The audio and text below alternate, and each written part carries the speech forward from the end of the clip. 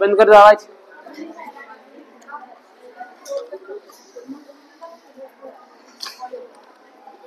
आपका जो board exam 2025 होगा गणित विषय का, उस एग्जाम में कहां से प्रश्न आने वाले हैं, कौन से प्रश्न आने वाले हैं वो ध्यान दो। और जो बता रहा हूं उसके बाहर कुछ भी मत पढ़ना, ठीक है। जैसे पाठ नंबर पहला, चैप्टर नंबर 1, वास्तविक संख्या। इस पाठ में से कितने सवाल आने वाले हैं? 3 प्रश्न। कितने प्रश्न? 3। कितने नंबर के? 4 नंबर के। मतलब टोटल प्रश्न 3 और टोटल 4 मार्क्स के, 4 नंबर के। 3 प्रश्न 4 नंबर के। ये 3 प्रश्न कैसे आने वाले हैं? 2 तो सवाल ऑप्शन वाले, 2 प्रश्न ऑप्शन वाले और 1 प्रश्न 2 नंबर का। एक कितने नंबर का? 2 नंबर का। 2 नंबर का 1 सवाल। तो कितने सवाल हो गए? 2 और 1 3 प्रश्न और 2 और 2 4 नंबर के। अब ये जो 2 नंबर का आने वाला ये कौन सा प्रश्न है वो ध्यान दो। 100 नहीं 200% यही सवाल रहेगा। कौन सा वाला? √5 एक अपरिमेय संख्या है। इसकी जगह कौन सा प्रश्न आएगा? √5 एक अपरिमेय संख्या है, ठीक है। 100% यही प्रश्न आएगा, अपरिमेय संख्या वाला ही। लेकिन हमें देखो मैथ में 100 में 100 लाने, तो आप ये भी साथ में लेके चलो कि ये वाला एक प्रश्न और में क्या लेके चलो? एलसीएम और एचसीएफ निकालना। एलसीएम और इस एक के लिए आपने कितने सवाल तैयार करने? एक तो अपरिमेय संख्या वाला एक तैयार करना, ये एलसीएम और एचसीएफ निकालो, ठीक है। कितने प्रश्न? 2। अब यहाँ पे मान लो 12 15 21 है, 20 और 15 है, कुछ भी हो सकता है, संख्या चेंज। लेकिन एलसीएम एचसीएफ निकालना और यहाँ पे √5 अपरिमेय संख्या है, या फिर √3 भी आ सकता है, या फिर 2√7 भी आ सकता है, कुछ भी आ सकता है, ठीक है। अब बचे ये 2 ऑप्शन वाले सवाल, इसकी जगह कौन से आने वाले हैं? इसमें देखो पहला प्रश्न तो इस प्रकार से आ सकता है, जैसे 24 के अभाज्य गुणनखंड में घातांकों का योग है। 24 के अभाज्य गुणनखंड में घातांकों का कुछ ऑप्शन दे दिया जाए कि 3 है, 4 है, 5 है, 6 है, ऐसा कुछ। तो 24 को कैसे करोगे आप? हमें तो ऑप्शन में टिक करना है। क्या करना है ऑप्शन में? पूरी विधि नहीं करनी है। तो देखो 24 में 2 का भाग दिया तो 12, 12 में 2 का भाग दिया तो 6, 6 में 2 का भाग दिया तो 3, 3 में 3 का भाग दिया 1। देखो लास्ट में 1 तक लाना है। कितनी बार भाग दिया? 1 2 3 4। तो घातांकों का योग कितना आ जाएगा? खत्म। पूरा नहीं करना है, ठीक है। ये शॉर्ट ट्रिक है। और अगर यहाँ पे पूछे कि 2 की घातों का योग, किसकी घातों का योग, या फिर 2 की घात कितनी है, तो 1 2 3, 2 की घात कितनी है और 3 की घात कितनी है? 1। ऐसे प्रश्न वो कर दोगे। इसको 2 ऑप्शन वाला है, उसमें से एक तो प्रश्न ये आने वाला है, ठीक है। अब बाकी बचा एक, वो क्या आएगा? देखो ऐसे आ सकता है कि 2 संख्या है। कितनी संख्या है? 2, जो ए और बी है, ए और बी, उनका एचसीएफ, 2 संख्या ए और बी है और ए तथा बी का एचसीएफ दे रखा है। कितना है? मान लो एचसीएफ कुछ भी दे रखा है यहाँ पे पी। 2 संख्या ए और बी है जिनका एचसीएफ पी है तथा एलसीएम क्यू है। एलसीएम क्या है? क्यू है। तब प्रश्न पूछा ए बी क्या होगा? प्रश्न क्या पूछा? ए बी क्या होगा? अब A option P plus Q, B option P Q, C option P plus Q by 2 या D option P Q by 2। कौन सा होगा? बोलो कौन सा होगा? 2 संख्या ए और बी है, ए और बी का एचसीएफ कितना है? पी है। एलसीएम कितना है? क्यू है। तो हमें पूछा A into B, A B कितना होगा? Option number B P Q, ये होगा। Very good. देखो क्या होता है, ध्यान दो। एक फॉर्मूला होता है first number into second number बराबर क्या होता है? HCF into LCM. ये ए बी क्या है? वो 2 संख्या है और यहाँ पे क्या लिखा है? देखो ए इंटू बी, मतलब फर्स्ट इंटू सेकंड सीधे सीधे लिखा है। तो ये फर्स्ट इंटू सेकंड किसके बराबर होता है? HCF into LCM. अब एचसीएफ कितना है? पी है। एलसीएम कितना है? क्यू है। तो ये पी यहाँ रखो, ये क्यू यहाँ रखो। P into Q, P into Q किसमें? पी क्यू, ये रहा। तो ये प्रश्न देखो, अब आप बोलोगे कि आउट ऑफ सिलेबस सर ने नहीं बताया। तो सिलेबस में ऐसे प्रश्न घुमा के पूछता है एग्जामिनर, ठीक है। तो एक तो ये ऐसे वाले, एक ऐसे वाले, या फिर इसमें और एक पूछ दे प्रश्न नंबर एक और मान लो कि 2 संख्या है ए और बी, उनका एचसीएफ दे रखा है 45। एचसीएफ कितना है? 45। और ए और बी 15 है। ए और बी सॉरी एलसीएम 45 करो। एलसीएम कितना है? 45 और ए और बी 15 है। तो एचसीएफ निकालो कितना होगा? ऑप्शन में ए 1, बी में 2, सी में 3, डी में 4। तो क्या होगा, देखो एलसीएम इंटू एचसीएफ बराबर होता है ए इंटू बी, ये होता है 15 से काट देना, 3 आंसर आ जाएगा। कर दोगे ऐसे, एचसीएफ कितना है, ये 45 इंटू ये कितना एक्स बराबर ये कितना हो गया 15। हमें एक्स का मान निकालना, तो 15/45 और 1/3 आंसर कितना आ जाएगा 1/3। ठीक है, एक ऐसे प्रश्न आ सकते हैं इसकी जगह, जैसे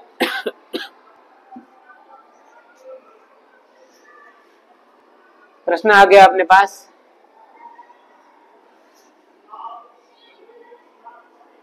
ए बी बराबर कितना है 45, ए बी बराबर कितना है 45, सेम ले रहा हूं मैं वापस।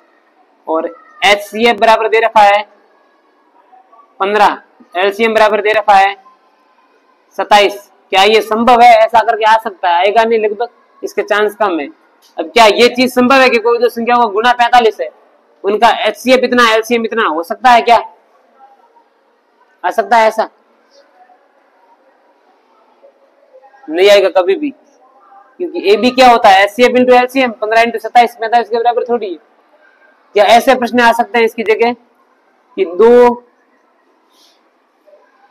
अभाज्य संख्याओं का एचसीएफ, दो अभाज्य संख्याओं का एचसीएफ, बताओ कितना होगा? ऑप्शन में 1 2 3 4, दो अभाज्य संख्याओं का एचसीएफ कितना होगा? अब पहले तो ये पता करो कि अभाज्य संख्या होती क्या है। जैसे 2 3 5 7 11 13, ये सब क्या है अभाज्य संख्या है। इनमें से कोई भी दो संख्या ले लो आप, उनका एचसीएफ कितना होगा? 1 होगा। कितना होगा? 1, क्योंकि अभाज्य संख्याओं का एचसीएफ क्या होगा 1। मतलब कॉमन कुछ आएगा ही नहीं। देख लो 2 और 3, इन दोनों में क्या कॉमन आ रहा है? कुछ नहीं आ रहा है, मतलब एचसीएफ कितना आ गया 1। तो ऐसे भी प्रश्न आता है। तो ये एक टाइप, ये दूसरा, ये वाला तीसरा और ये वाला चौथा, इन चारों में से 2 ऑप्शन वाले बनने वाले, इसी में से बनेगा बस, इसके बाहर कोई नहीं जाएगा। ठीक है, और ये 2 नंबर वाला सवाल, एक तो ये और एक ये, तो 4 और 2 6 प्रश्न। कितने प्रश्न क्लियर करने? 6। ओके, पार्ट नंबर 1 कंप्लीट, इसके बाहर कुछ मत पढ़ना पहले। अब देखो पार्ट नंबर 2 वास्तविक संख्या, इसमें भी सवाल रहने वाले 3। कितने प्रश्न रहेंगे? 3 प्रश्न। चैप्टर 2 बहुपद, प्रश्न 3 और मार्क्स कितने मार्क्स के? 4। सेम इसमें भी 2 ऑप्शन वाले और एक दोनों, 2 तो रहेंगे ऑप्शन वाले और एक प्रश्न कैसा रहेगा 2 मार्क्स का। अब ये 2 मार्क्स वाला कौन सा प्रश्न रहेगा वो ध्यान दो। गुणनखंड करो, क्या करो? गुणनखंड करो। ठीक है,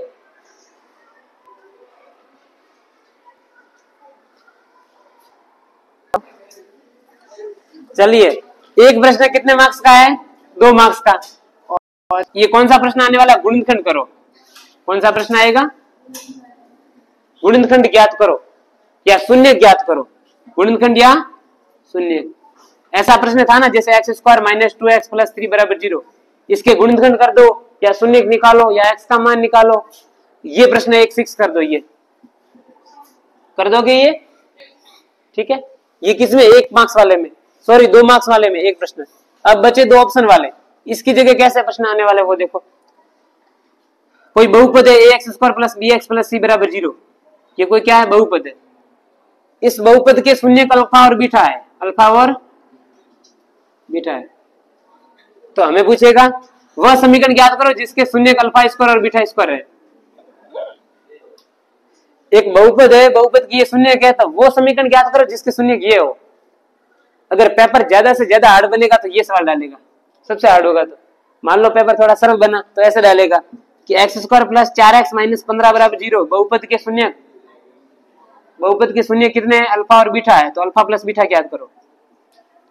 तो क्या ज्ञात करोगे आप? -4 आंसर, -4 आंसर। कैसे किया?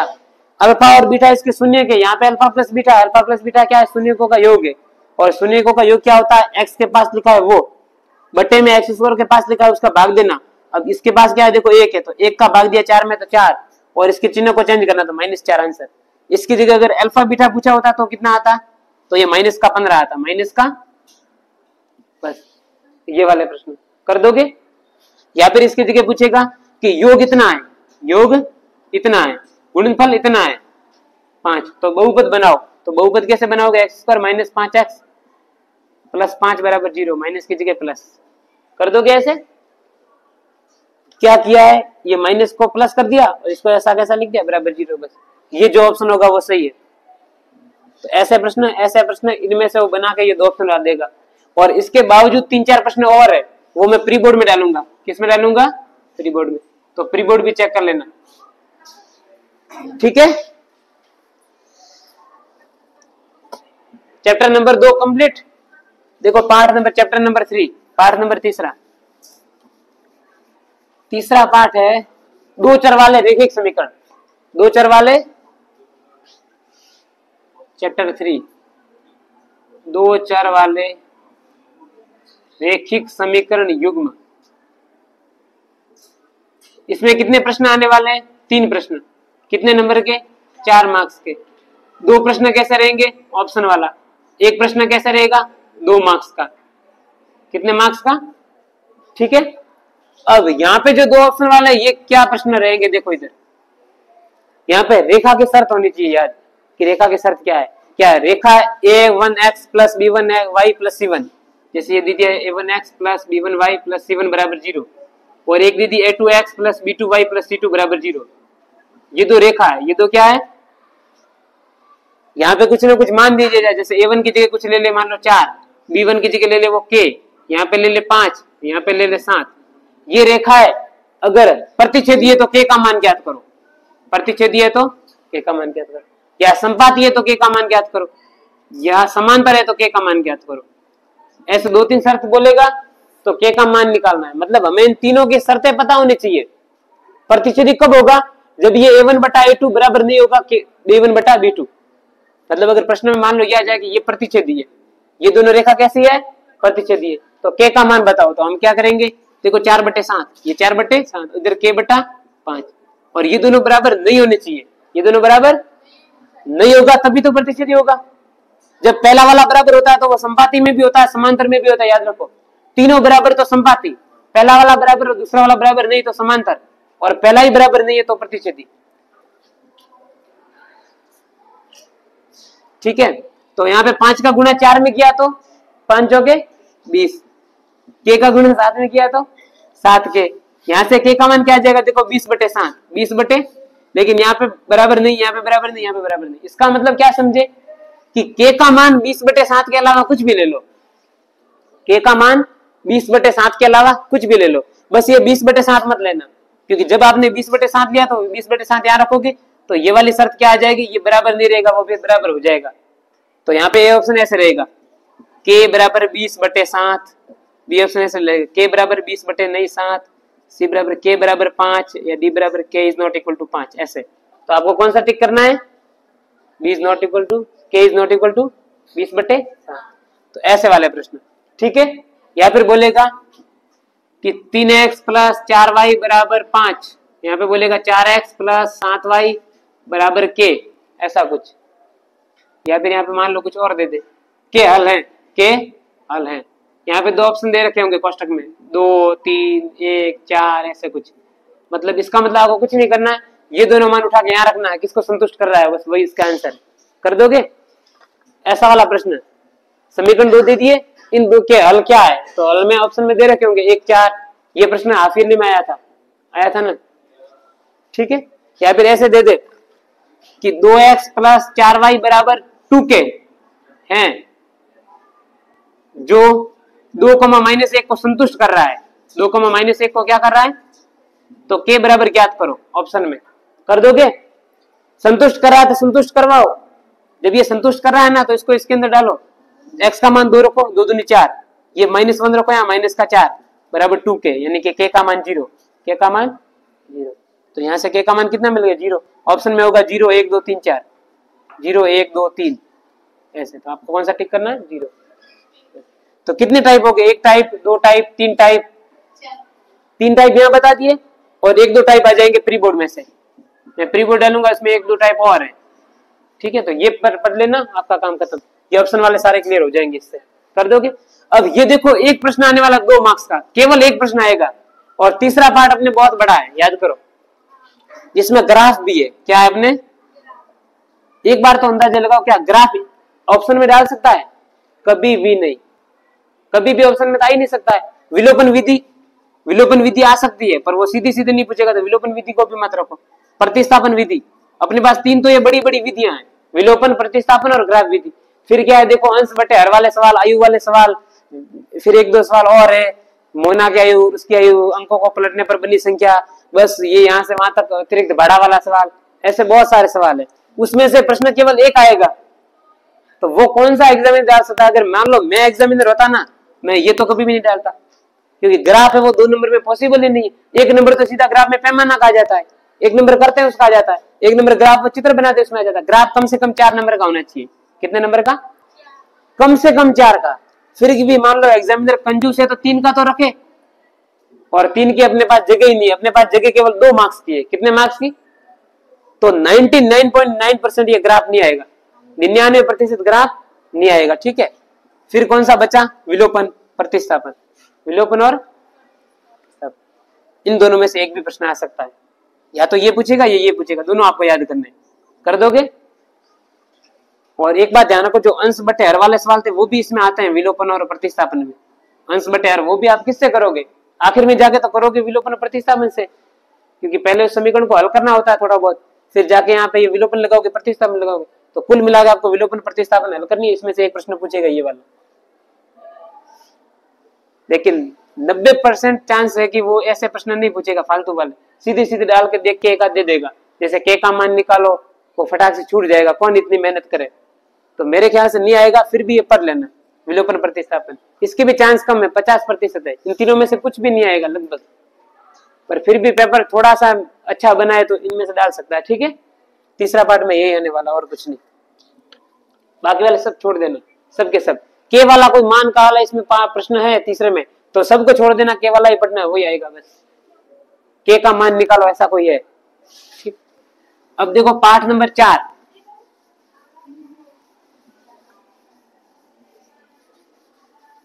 इसमें जो मैं अभी नहीं बता रहा हूँ 2-3 सवाल वो प्री बोर्ड में मैंने शामिल किए हैं, ठीक है ना, इसलिए मैं अभी नहीं बता रहा हूँ।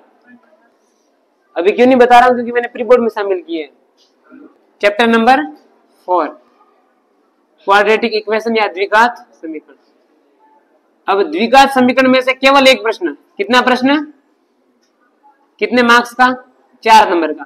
आपके चौथे पार्ट में से केवल एक प्रश्न आएगा, 4 नंबर का आएगा, और 99.9% वो यहां से पूछेगा, 4.2 में से, 4.3 में से, 99.9%। 4.1 पढ़ो ही मत, 4.1 को सीधे सीधे छोड़ दो। 4.2 के अंदर देखो सारे के सारे प्रश्न इंपोर्टेंट है, पांचों के पांचों। 4.3 में भी पांचों के पांचों प्रश्न इंपोर्टेंट है। 5 और 5 10, कितने प्रश्न? इन 10 में से कितने प्रश्न आने वाले? 2। आपको करने कितने? 1। 2 प्रश्न आएंगे, अथवा में आएगा, ऑप्शन में आएगा, तो आपको 2 में से 1 ही करने हैं। तो आप 10 में से कोई भी 5 प्रश्न याद कर लेना, कोई भी 5 प्रश्न। अब वो ऐसे याद करना, या तो 4.2 पूरी पढ़ लेना या 4.3 पूरी पढ़ लेना, क्योंकि एग्जामिनर पक्का एक सवाल 4.2 में से देगा, एक सवाल पक्का 4.3 में से देगा। अब आप ऐसा करोगे, नहीं मैं 4.2 के प्रश्न ये याद कर देता हूँ, दूसरा तीसरा, और 4.3 के पहला दूसरा कर देता हूँ, और एग्जामिनर मान लो यहाँ से चौथा प्रश्न दे दे, यहाँ पे 5वां प्रश्न दे दे, तो आपके तो एक भी नहीं मिले इसमें से। तो अब अगर याद कर रहे हो तो या तो ये पूरी याद करो या फिर ये पूरी याद करो, कर दोगे। इसमें से कर रहे हो तो बगिया वाला सवाल, के का मान निकालने वाला सवाल, मूलों की प्रकृति वाला सवाल, और एक प्रश्न है आयु वाला सवाल। ये 4 प्रश्न पढ़ लेना, 5वां छोड़ देना इसमें से पहले, ठीक है। इसमें से पढ़ रहे हो तो वर्गों का योग 365 है, एक और धनात्मक वाला ऐसा कुछ सवाल है वो, और बर्तन वाला छोड़ देना इसमें से, और एक प्रश्न नंबर पहला गुणनखंड करो या ऐसा कुछ है। तो 1 2 3 4 5 6 7 प्रश्न ये पढ़ लेना, ओके। इन 7 में से 2 प्रश्न मिलेंगे आपको 100%। चैप्टर नंबर 4 खत्म पूरा। कितने प्रश्न पढ़ने? केवल 7 प्रश्न इसमें से। अब देखो चैप्टर नंबर 5,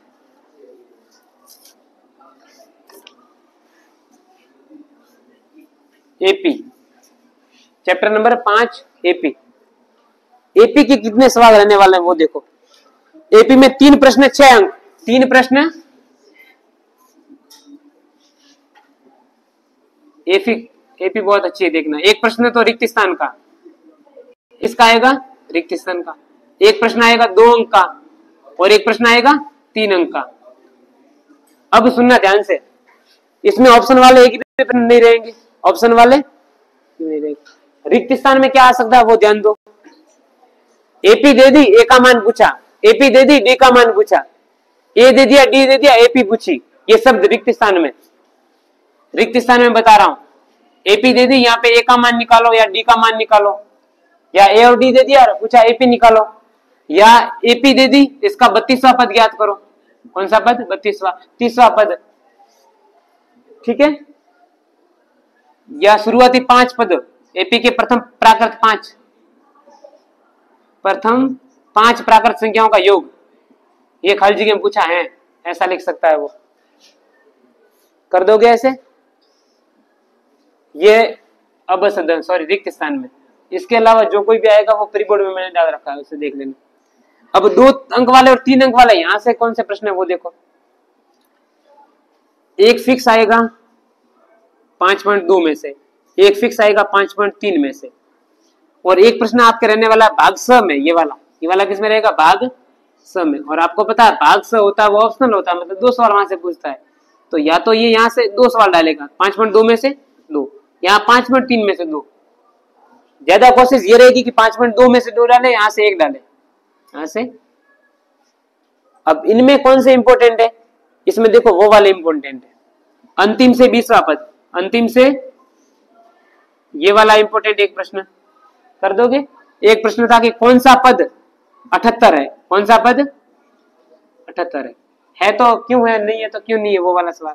एक था एस इतना है, ए इतना है, डी इतना है, तो ए एन कितना होगा, वो वाला सवाल। एन कितना होगा, ये तीनों चीजें दे रखी है, ये दोनों चीजें पूछी, तो ये इंपॉर्टेंट है, कर दोगे।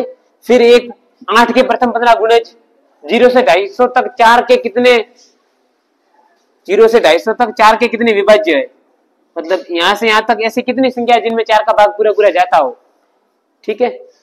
फिर एक सवाल और है, 17 पदों का योग 289 है, तो 117 पदों का योग, ऐसा कुछ सवाल है, वो वाला सवाल देख लेना एक बार वापिस, ठीक है। और क्या बाकी बचा इसमें एपी में? बस यही है और कुछ नहीं है। इसका 15वां पद 17वें पद से 32 अधिक है, एक वो प्रश्न। इसका ये वाला पद 15वां पद 17वें पद से 32 अधिक है, यहाँ संख्या कुछ भी हो सकती है, ठीक है ना, मैं ऐसे बता रहा हूँ बस। 132 अधिक है, ये वाला प्रश्न इंपॉर्टेंट है, ठीक है। इससे बाहर कुछ नहीं आएगा एग्जाम में, फाइनल है। 5वां पार्ट पूरा। अब देखो चैप्टर नंबर 6। अब चैप्टर 6 में देखो क्या आने वाला। आपके सबसे ज्यादा जो बर्डन थी ना वो इसने निकाल दिया इस बार, कि 6वां पार्ट है वो बहुत हार्ड है, ऐसा है वैसा है, कुछ नहीं है। चैप्टर 6 ट्रायंगल या त्रिभुज। त्रिभुज में क्या है देखो, 3 प्रश्न 4 अंक, 3 प्रश्न, 2 तो ऑप्शन वाले, 2 तो, और एक प्रश्न 2 मार्क्स का। अब ध्यान दो इधर, छठे पार्ट में से ऑप्शन में क्या डाल सकता है वो? छठा पार्ट हमने पढ़ा, आपने पढ़ा, सबने पढ़ा। छठे पार्ट में से ऐसा कौन सा प्रश्न है जो ऑप्शन में आ सकता है? कोई प्रश्न नहीं है जो ऑप्शन में आ सकता है, पर वो बना के दे सकता है। जैसे दे दे, आपको पता है समरूपता की 4 कसौटियां थी, समरूपता की, वो पूछेगा निम्न में से कौन सी कसौटी समरूपता की नहीं है, निम्न में से कौन सी कसौटी समरूपता की है, ऐसा करके दे दे, तो 4 कसौटियां याद कर देना। फिर एक प्रश्न पूछेगा थेल्स प्रमेय से कि ए बी इतना है, पी क्यू इतना है, सी क्यू इतना है, तो डी ई निकालो या वो निकालो। ए बी सी और पी क्यू आर समरूप है, जिसमें ए बी इतना है, बी सी इतना है, ये इतना है, वो निकालो। ए बी सी और पी क्यू आर कब समरूप होंगे? जब कोण ए बराबर कोण पी, कोण सी बराबर कोण क्यू। तो कौन सा समरूप है? त्रिभुज ए बी सी, त्रिभुज पी क्यू आर, त्रिभुज ए सी बी, त्रिभुज क्यू पी आर, ऐसे अलग अलग बना के दे देगा, बी ए सी, त्रिभुज क्यू पी आर, ऐसे कुछ। तो चारों में से कौन सा समरूप है? मैंने देखो बताया था कि जो वाला कोण इस साइड में उसके संगत वाला कोण बराबर होना चाहिए। मतलब ऐसे देखो इधर, ये पी क्यू आर है, यहाँ पे ये ए बी सी है, मैं बोल रहा हूँ ये ए इस पी के बराबर है, ए किसके बराबर है? पी के बराबर। और एक आपने बता दिया कि ये पी क्यू बटा ए बी है, पी क्यू बटा तो ये पी आर बटा ए बी ऐसी होना चाहिए। पी आर बटे क्या होना चाहिए? ऐसी। अगर ये वाला पी आर बटे बी सी है तो ये गलत है। ये दो भुजाओं के मध्य वाला कौन है? इधर भी दो भुजाओं के मध्य वाला कौन है? तो सेम नियम इसमें भी लगा देना कि ए पी के बराबर है, ए किसके बराबर? पी के बराबर। सी क्यू के बराबर है, सी किसके बराबर है? क्यू के बराबर। अब आप कैसे ले सकते हो? पी क्यू आर दोनों कोणों को, फिर लास्ट वाला, तो यहाँ पे ए सी बी ले सकते हो। ए सी, तो ए सी बी देख लो कौन सा सही है, ए सी बी, और यहाँ पे पी क्यू आर, नए ऑप्शन डाल देते हैं ए सी बी समरूप है पी क्यू आर, कौन सा सही हो जाएगा? ये ऐसे, ठीक है। अब ये तो हो जाएंगे दो ऑप्शन वाले ऐसे। फिर एक दो प्रश्न मैंने अलग टाइप से डाले हैं प्री बोर्ड के अंदर, दो प्रश्न यूनिक है, सबसे हार्ड प्रश्न है, वो मैंने प्री बोर्ड में डाले हैं, अलग से सवाल है, कहीं नहीं मिलेंगे, डैश वर्क में भी नहीं है, कहीं नहीं है, मन से बनाया सोच के, वो प्री बोर्ड में आने वाले हैं इसके। अब एक प्रश्न है 2 अंक का, कितने अंक का? इसमें हमारे पास 6.1 है और 6.2 है और 6.3 भी है, शायद 6.3 नहीं है, 6.1 और 6.2 है। अब यहां से कौन सा वाला आ सकता है वो देखो, 6.1 का क्वेश्चन नंबर 7, क्वेश्चन नंबर 9 ये मैंने बता रखा हूं। 6.2 का इसका वो वाला प्रश्न है जिसमें 4 पॉइंट दे रखे हैं, सभी को सिद्ध करना है, याद करो। इसका कौन सा वाला प्रश्न है? वो प्रश्न है जिसमें 4 सिद्ध करो दे रखा है, 4 ऑप्शन है वो। एक ऐसा कुछ था, सी ए का स्क्वायर बराबर B C into B D, ऐसा कुछ है, वो वाला प्रश्न है। तो ये 1 2 3 4 4-5 टाइप है। एक 6.1 का तीसरा प्रश्न, 5वां प्रश्न, ये इंपॉर्टेंट है बस। तो ये 7-8 प्रश्न पढ़ना, इसमें से ये एक प्रश्न आ जाएगा 100%। कितने पार्ट तक कंप्लीट हुआ? चैप्टर नंबर 6 तक। कल करेंगे चैप्टर नंबर 7 से लेके 14 तक, चैप्टर 7 से चैप्टर 14 तक। ओके, इसके बाद में प्री बोर्ड है 2 3 4, वो प्री बोर्ड में से जो के त्यों एग्जाम में आ जाएंगे सवाल। आप प्री बोर्ड देखो वैसे सेम टू सेम वहां से मिलेंगे, ठीक है।